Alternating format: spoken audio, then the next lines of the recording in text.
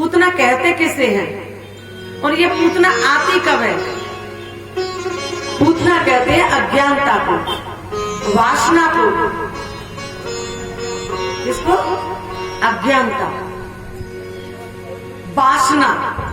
पूत माने ज्ञान और ना माने नहीं। जिसको ज्ञान नहीं होता वो पूतना होती है। यानी ज्ञान नहीं होता ना, अज्ञान, तो ज्ञान नहीं होता अज्ञानता, और अज्ञानता ही वासना है। यानी जो विषयों में लिप्त रहते हैं ना उसको अज्ञानी बोलते हैं। बस वही वासना है। कितने स्थानों पर रहती है ये? 14 स्थानों पे, क्योंकि ये 14 के दिन आई थी पूतना। पूतना कब आई थी? कौन सी तिथि थी उस दिन? 14 को, 14 को आई थी। क्योंकि त्रयोदशी को नंद बाबा कर देने के लिए गए थे। किसको? कंस को कर। यानी कि जितना भी गोकुल में गाय का दूध होता था, घी होता था, मक्खन होता था, हैं? वो इनकम टैक्स समझ लो, टैक्स को देने के लिए कंस को देने गए थे। सब कुछ अपने पास मंगा लेता था गोकुल वासियों से, ऐसा था वो कंस। तो त्रयोदशी को गए थे और कृष्ण गोकुल में है। जरा विचार करें कि जब शरीर रूपी गोकुल में कृष्ण बैठे हैं, अंदर ही है भगवान, आत्मा ही परमात्मा का अंश है। जब अंदर भगवान बैठे हैं तो बाहर जाने की क्या फायदा है? बाहर क्यों जा रहे हो? यानी कि अंदर की यात्रा करो। हाँ, अंदर की यात्रा। बाहर भगवान नहीं मिलेंगे। तुम जो बाहर जाओ, दुनिया में घूम आओ, भगवान तो अंदर ही बैठे हैं, इस शरीर रूपी गोकुल में ही बैठे हैं। इसलिए अंदर की यात्रा करो। इसलिए नंद बाबा ने अंदर की यात्रा छोड़ करके अंदर कृष्ण बैठे हैं और मथुरा में चले गए। मथुरा भी शरीर है, दूसरों के पास चले गए, संसार में चले गए, कंसों के से मिलने चले गए टैक्स देने के लिए। तो क्या हुआ उस पीरियड में? उस पीरियड में 14 के दिन पूतना चले आई। यानी कि जब आप अंदर की यात्रा नहीं करोगे ना तो फिर पूतना ही आएगी। फिर यात्रा नहीं करोगे तो वासनाओं में ही रहोगे। तुरंत पूतना चली आई। बच्चों को चुप करो।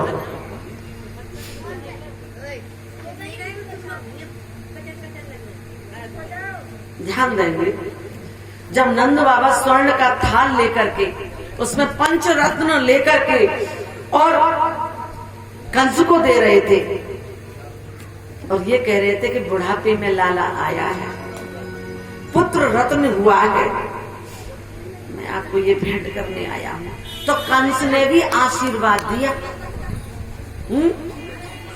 क्या कहा कि बड़ा होकर के राजा बना तेरा लाला और उसकी जय जयकार हो, शत्रुओं का विनाश करे। उसे क्या पता कि यही मेरा काल है। लेकिन नंद बाबा उसको कहते हैं जो शत्रु से भी आशीर्वाद ले शत्रु से भी आशीर्वाद ले लिया।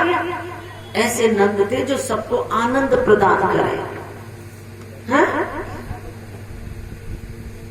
और जो सबको आनंद प्रदान करते हैं वो शत्रु से भी आशीर्वाद ले लेते हैं। उन्होंने कंस से भी आशीर्वाद ले लिया। ये कथा आपको ज्ञान देती है।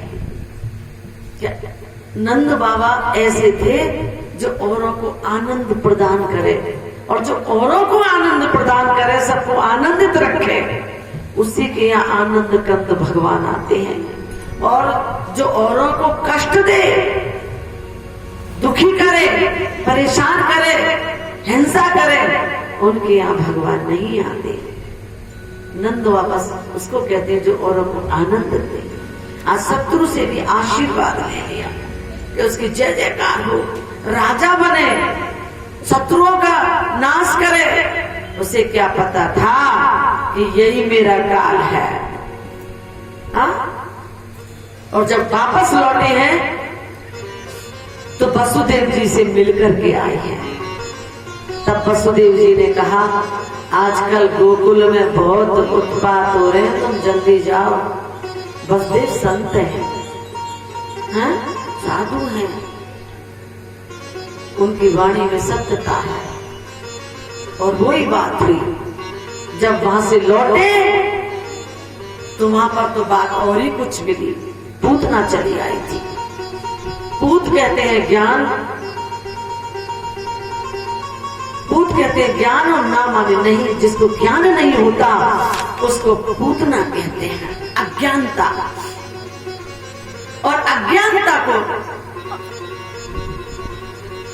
वासना बताया है, यानी वासना में भरा हुआ जीव बिल्कुल अज्ञानी होता है, उसको ज्ञान होता ही नहीं।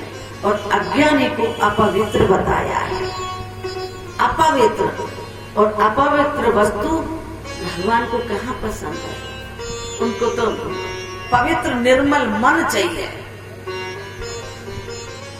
ना ज्ञानेन सदृशम पवित्र में विद्यते, ज्ञान के समान पवित्र वस्तु कोई है ही नहीं।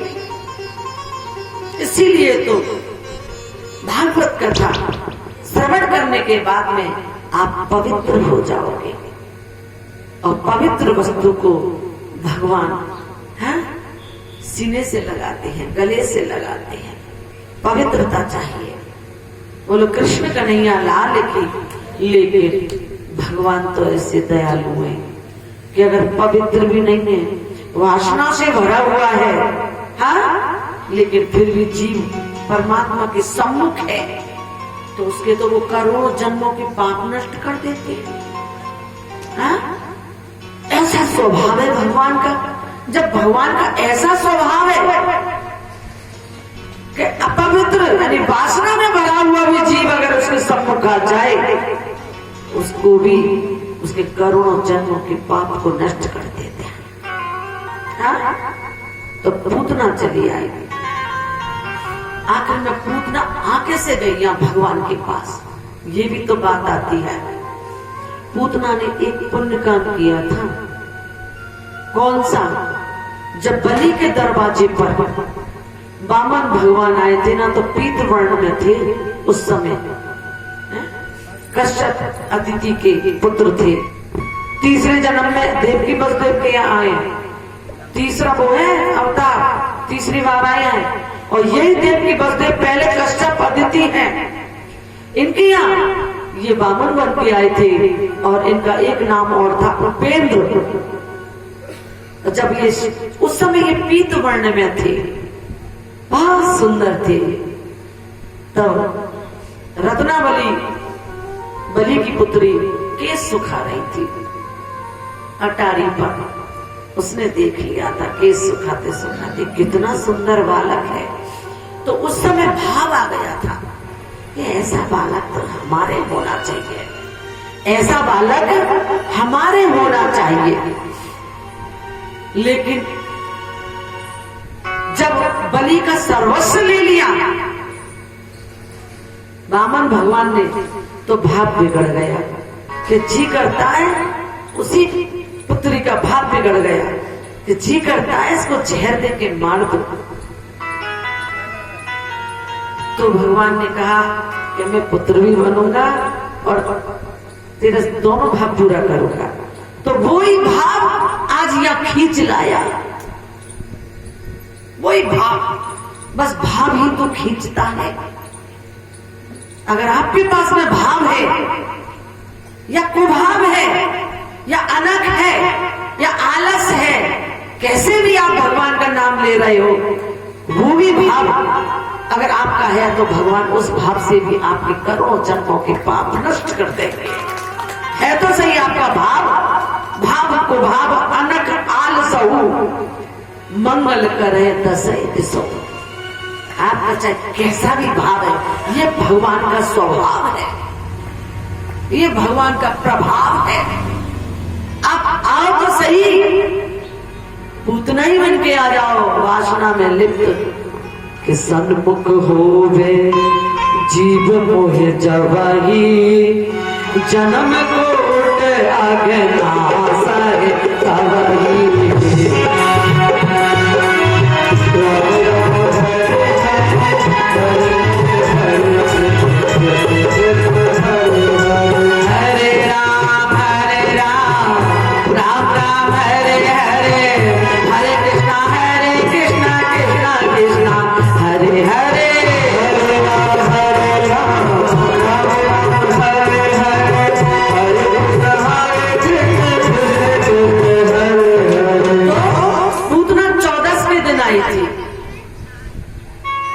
द्वादशी के दिन भोलेनाथ आए हैं। त्रयोदशी को नंद बाबा मथुरा गए हैं। हाँ, अंदर की यात्रा छोड़ करके गोकुल को छोड़ कर अंदर भगवान बैठे हैं। हमारे शरीर रूपी गोकुल में भगवान बैठे हैं और अंदर की यात्रा छोड़ करके तुम बाहर घूमो, संसार में ढूंढो, कंसों से मिलते, रावण से मिलते, संसारियों से मिलन करते हुए। अरे भगवान तुम्हारे अंदर बैठे हैं और जब ऐसे होगा तो वहां से तो फिर वहां तो उपद्रव भी होंगे। फिर जब तुम अंदर की यात्रा छोड़ करके बाहर, तो वहां तो गोकुल में उपद्रव होने लगे। अगर उपद्रव से बचना चाहते हो तो अंदर की यात्रा करो। तुम्हारे अंदर ही बैठा है गोकुल रूपी शरीर में भगवान, और तुम बाहर। तो त्रयोदशी को गए थे और चतुर्दशी को पूतना आ गई। जैसे ही तुम भगवान को छोड़ के गए और तुरंत पूतना आ गई, उपद्रव हो गया, उपद्रव मचेगा ही।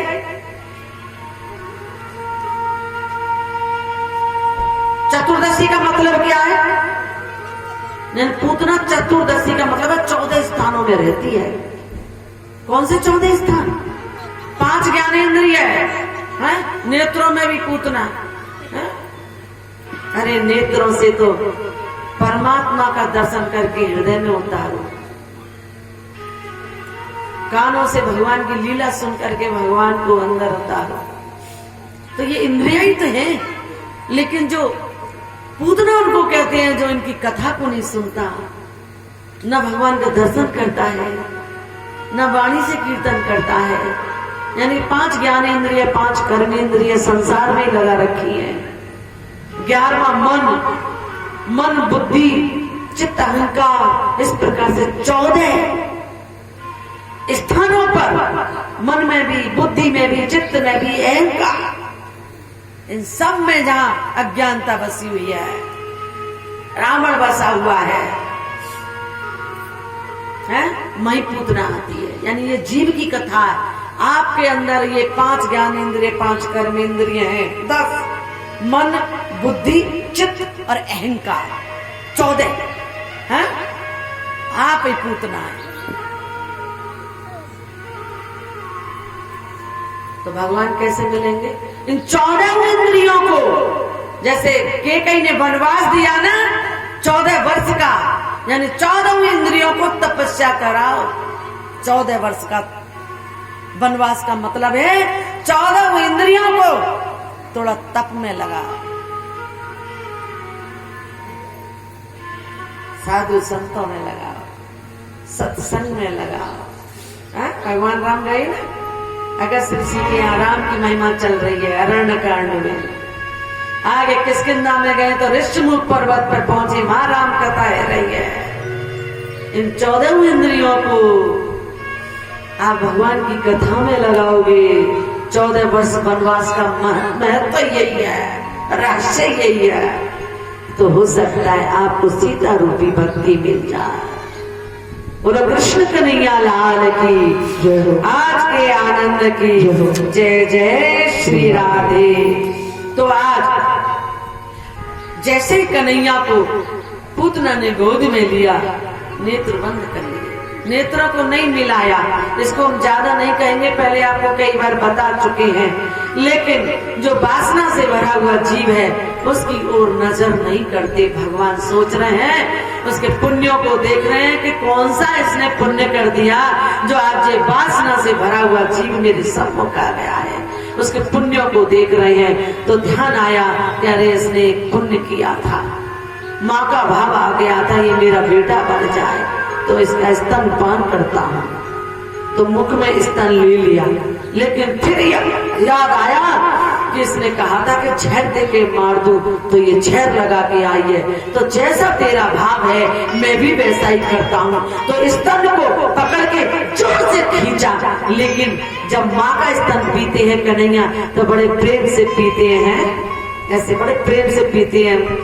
कन्हैया की माँ की तरफ मुख देख लेते हैं, माँ का मुखारबंद देख लेते हैं यशोदा का, और स्तनपान करते हैं। लेकिन जब पूतना ने मुख में दिया है स्तनपान, तो नेत्र बंद करके और इतने जोर से खींचा है, क्योंकि जैसा पूतना का भाव था भगवान का भी वही भाव हो गया। तुम जिस भाव से भगवान को भजोगे, भगवान उसी भाव से आपको भजेंगे।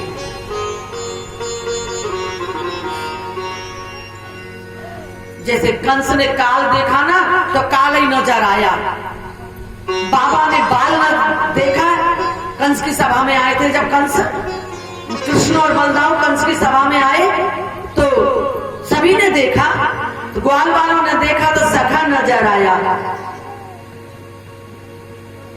और बाबा ने देखा तो बाल नजर आया, बालक नजर आया।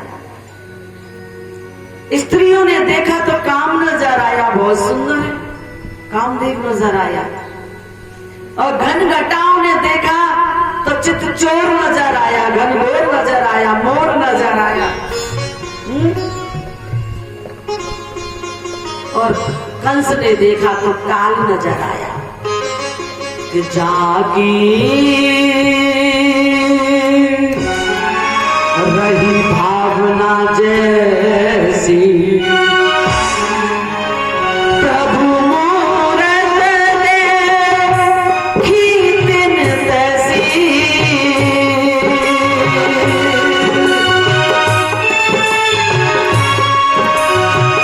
प्रभु मूरत देखी दिन तैसी तैसी।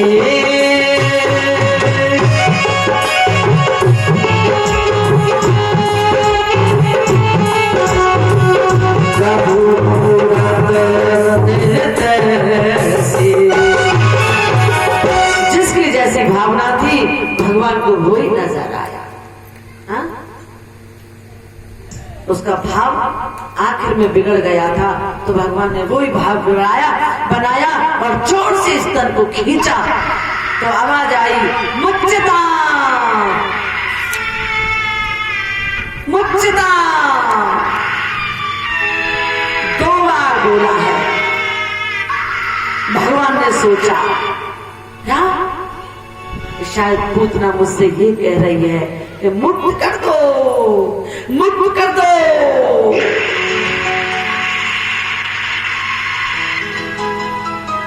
भगवान का भाव अच्छा है हर जीव के प्रति।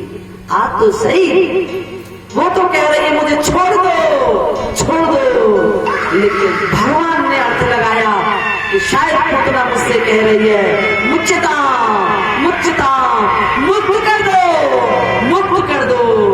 भगवान ने जोर से स्तन को खींचा और प्राणों को ही हर लिया। पूतना दूर जाकर के पड़ी। पक्षी स्थल पर आज भगवान है।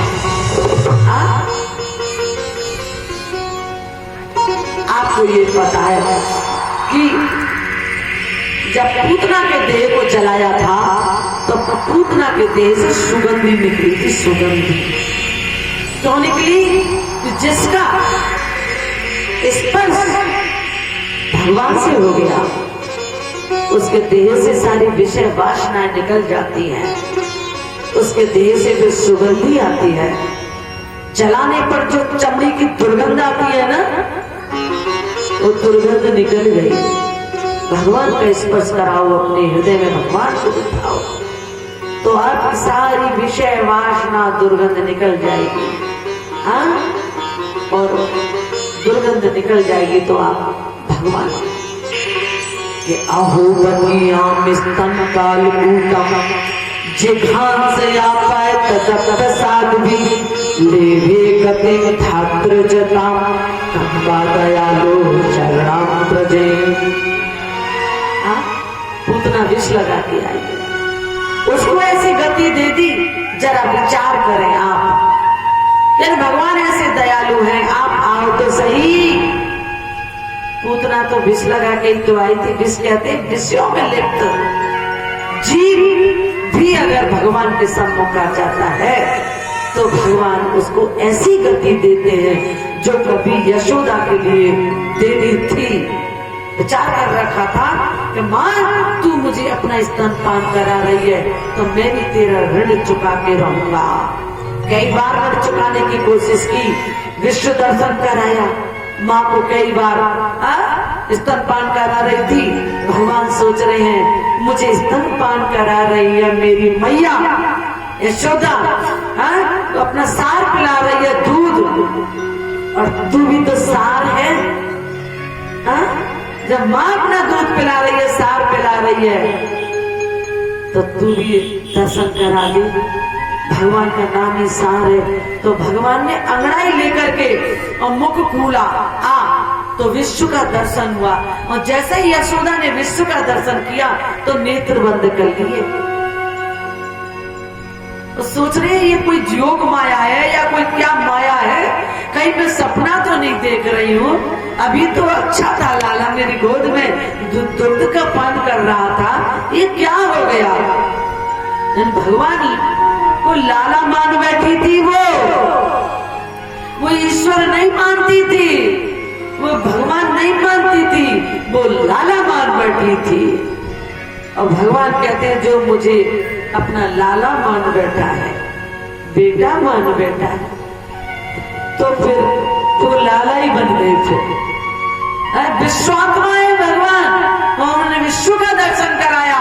बोलिए विश्वात्मा भगवान की, पूरे विश्व की आत्मा है। लेकिन यशोदा तो लाला मानती है। नेत्री बंद कर लिया। आदरणीय सुखदेव जी महाराज कह रहे हैं, राजा परीक्षित देव यशोदा ने क्या किया। भगवान ने तो दर्शन कराया विश्वात्मा के रूप में, लेकिन नेत्र बंद कर लिए। भगवान कृष्ण विश्व की आत्मा है, पूरे विश्व की। क्या तूने भी नेत्र बंद कर लिए?